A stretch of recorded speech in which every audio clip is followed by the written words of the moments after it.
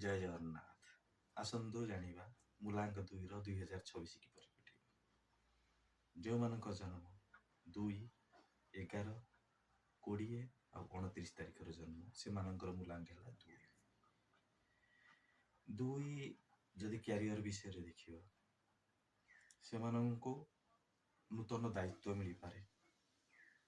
ଯେଉଁମାନେ creative, media, consultancy ଏଇ ଯେଉଁ ବିଭାଗରେ ଥିବେ ସେମାନଙ୍କୁ ବହୁତ ଭଲ ସଫଳତା ମିଳିପାରେ।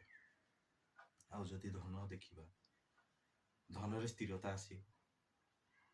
ଆଉ ଯଦି ସେମାନେ ପାର୍ଟନରସିପରେ କୌଣସି ବିଜନେସ୍ କରୁଛନ୍ତି ସେଇଟା ତାଙ୍କ ପାଇଁ ବହୁତ ଭଲ। ଆଉ ବିବାହ ଯେଉଁମାନଙ୍କର ମୂଳାଙ୍କ 2 ସେମାନଙ୍କର ବିବାହ ପାଇଁ ବହୁତ ଭଲ ଅଛି। ଆଉ ଯଦି ସ୍ୱାସ୍ଥ୍ୟ ଦେଖିବା, ସ୍ୱାସ୍ଥ୍ୟ ବିଷୟରେ ସେମାନଙ୍କର ମାନସିକ ଚାପ ଟିକେ ଅଧିକା ରହିପାରେ ଆଉ ଥଣ୍ଡା ଜନିତ ରୋଗ ରହିପାରେ। ଆଉ ଯଦି ପ୍ରତିକାର ଦେଖିବା, କ'ଣ ପ୍ରତିକାର? ଆପଣ ପ୍ରତିଦିନ ପ୍ରତି ସୋମବାର ଦିନ ଚନ୍ଦ୍ରଙ୍କୁ କ୍ଷୀର କିମ୍ବା ଧଳା ପୁଷ୍ପ ଅର୍ପଣ କରନ୍ତୁ ଆଉ ସୋମବାର ଦିନ ଧଳା ବସ୍ତ୍ର ପରିଧାନ କରନ୍ତୁ।